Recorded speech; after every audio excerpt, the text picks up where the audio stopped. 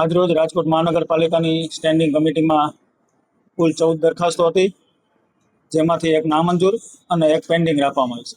નામંજૂર 4 નંબરની દરખાસ્ત કરવામાં આવી છે, જેમાં રેસકોર્સ ખાતે આવેલું ઓડિટોરિયમ રિનોવેશન માટેની દરખાસ્ત હતી, જેમાં અમે એવું સૂચન કર્યું છે કે આગામી 4 માસ દરમિયાન જો પીપીપી ધોરણે કોઈ એજન્સી કામ કરવા તૈયાર હોય એ પ્રયત્ન કરવા, 4 માસ દરમિયાન કોઈ એજન્સી ના આવે તો પછી પુનઃ દરખાસ્ત સ્ટેન્ડિંગ કમિટી મોકલવી.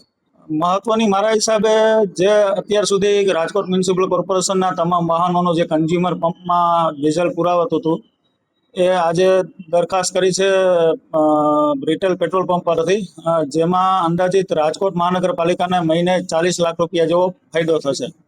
સ્વચ્છતા માટે કેન્દ્ર સરકારે સૂચવેલી નેક્સી એજન્સી છે, ભૂતકાળમાં પણ એમને રાજકોટ માટે કામ કર્યા છે. એમાં અલગ અલગ 16 જેટલા પોર્ટલ હોય છે. રાજકોટની સ્વચ્છતાને લઈને, એર પોલ્યુશનને લઈને, ડસ્ટ ફ્રી એવા અલગ અલગ પોર્ટલો પર રાજકોટનું જે સ્વચ્છતાનું સર્વેક્ષણ કરવાનું તેમાં એ સબમિટ કરતા હોય છે અને એના આધારે કેન્દ્ર સરકારમાંથી આપણને ગ્રાન્ટ મળતી હોય. આનાથી રાજકોટનો સ્વચ્છતાનો ક્રમ આગળ આવશે અને જે એ આખો અભ્યાસ કરશે રાજકોટના સ્વચ્છતાને લઈને, ક્યાં ક્યાં શું કરવું જોઈએ એનો આખો રોડમેપ અને ડેટા તૈયાર કરીને કેન્દ્રમાં મોકલશે. એના આધારે આપણને કેન્દ્ર સરકારમાંથી ગ્રાન્ટ મળે.